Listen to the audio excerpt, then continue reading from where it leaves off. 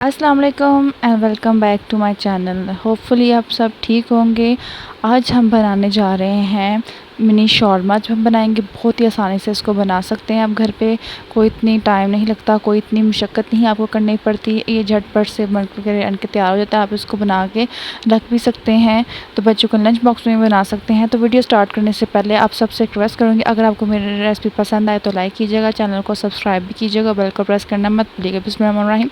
सबसे पहले हम 1 कप नीम गर्म पानी लेंगे, 1 चम्मच हम इसमें ईस्ट लेंगे और 1 चम्मच हम इसमें चीनी शामिल करेंगे, आधा चम्मच हम इसमें नमक लेंगे। इन सारी चीज़ों को आपने इस तरह से मिक्स करके इसको आपने राइस होने के लिए रख देना है।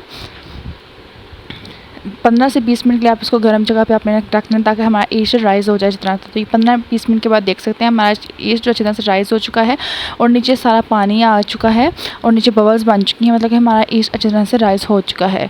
तो अब चलते हैं अपनी डो बनाने की तरफ। तो यहाँ पे मैंने 5 कप मैदा लिया था, जिसको मैंने अच्छी तरह से छान लिया था। इसमें 2 चम्मच के करीब मैं शामिल करूँगी क्योंकि ऑयल। इसको हम अच्छी तरह से पहले मिक्स कर लेंगे।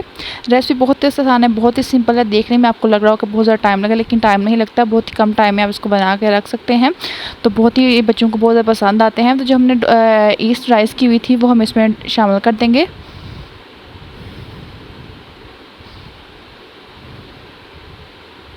इसको पहले आपने इस तरह से मिक्स कर लेना है। जब पानी की, तो आपको पानी बाद में आपने इसे गूंदना है।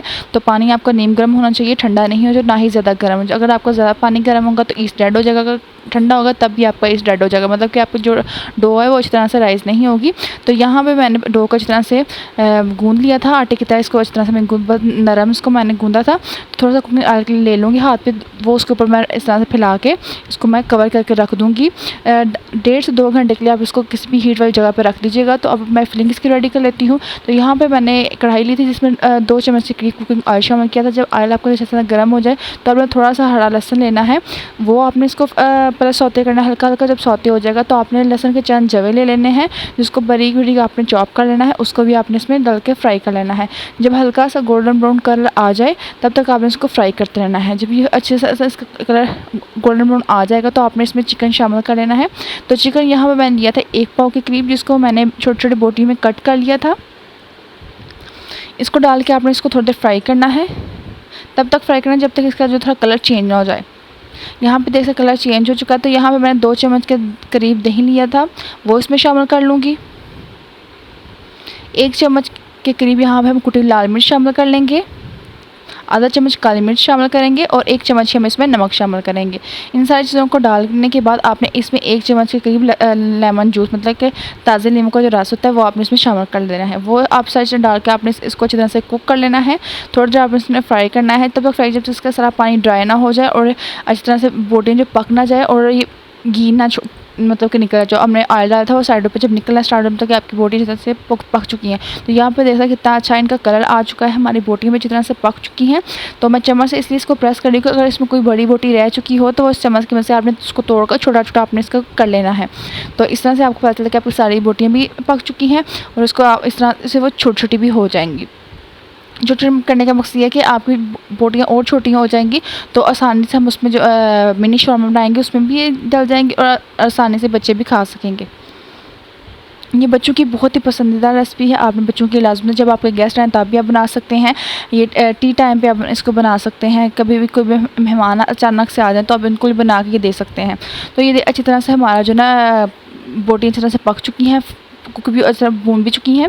तो उसके बाद मैं इसमें थोड़ा से सब्जियाँ शामिल करूँ। 1 मैंने लिया था प्याज और 1 ही शिमला मिर्च और 1 बड़ा साइज़ का टमाटर लिया था। मैंने इन 3 चीज़ों को मैंने मोटा मोटा काट लिया था। तो इस तीनों चीज़ों को डाल के इसको 1 से 2 मिनट ही आपने सिर्फ इसको पकाना है, ज़्यादा देर नहीं पकाना आपने, क्योंकि हमारी जो सब्जियाँ ये डली हैं, टमाटर शिमला मिर्च और प्याज मैंने जो डाला है, ये खला खला मतलब कि कच्चापन इसमें रहना चाहिए, इसलिए आपने इसको थोड़ी देर ही पकाना है। इसके बाद मैं 2 चीज़ के स्लाइस रखूँगी और उसको मैं 2 मिनट के लिए सिर्फ आपको कवर करना है, ज़्यादा देर आपने इसको कवर नहीं करना। तो इसके बाद इसको थोड़ा सा मिक्स कर लेंगे। चीज़ से ये से चीज़ीपन तो नहीं आएगा, लेकिन इसमें ना एक चीज़ी का जो टेस्टर होता है ना, जो टेस्ट होता है वो बड़ा मज़े का होगा।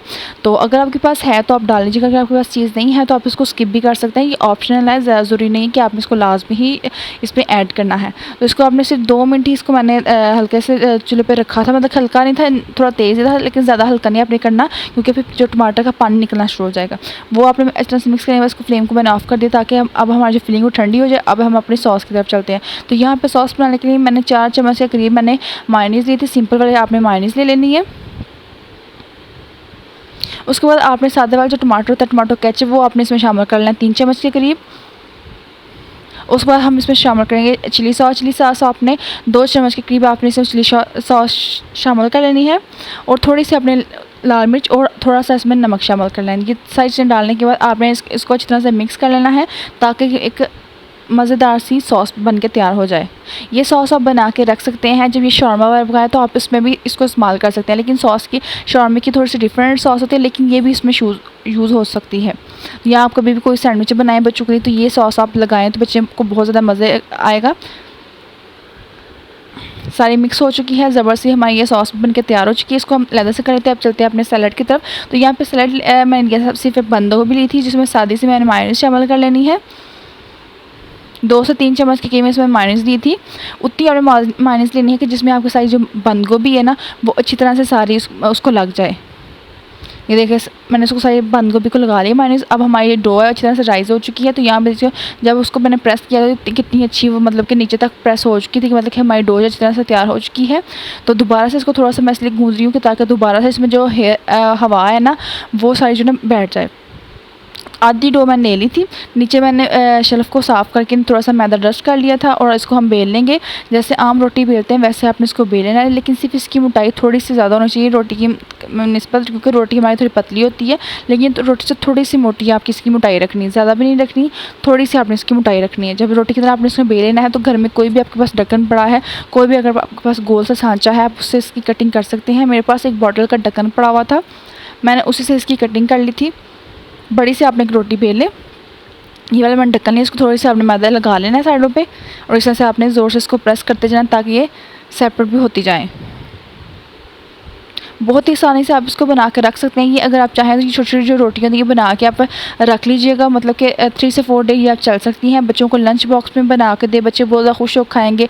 या कभी बच्चे कुछ नहीं खा रहे, आप उनको ये बना के दे दें, बच्चे बहुत ज़्यादा खुश होकर मज़े से खाते हैं। सिर्फ एक सैलेड ऐसी चीज़ है कि वो आपको डेली बनाना पड़ेगा, क्योंकि वो एक दिन के बाद ख़राब हो जाता है। सॉस और ये जो हमने बनाई थी फिलिंग और ये रोटी, ये आप 2 से 3 दिन रख सकती हैं इनको। तो ये देख सकते हैं सारी मैंने छोटी छोटी रोटियाँ बना ली। यहाँ पर मैंने तवे को पहले गर्म कर लिया हुआ था, तो अब एक एक करके इसके ऊपर मैं सही रखती जाऊंगी। ज़्यादा कुक करने की ज़रूरत नहीं है, सिर्फ ये 1 से 2 मिनट के अंदर ही पक जाएंगी। 1 मिनट आपने एक साइड पे देना और 1 मिनट ही आपने इसको दूसरी साइड पे देना है। सिर्फ आपने जैसे रोटी का कलर आता है ना, थोड़ा सा रेड रेड सा ब्राउन ब्राउन सा वो कलर आएगा, तो आपने इसको उतार लेना है। अंदर से अच्छी तरह से ये कुक हो जाएंगे। अगर आपकी ज़्यादा मोटाई होगी तो आपने इसको थोड़ी देर ज़्यादा आपको उसको कुक करना पड़ेगा, लेकिन ज़्यादा मोटाई नहीं है, इसलिए थोड़ी देर इसको कुक करना पड़ेगा।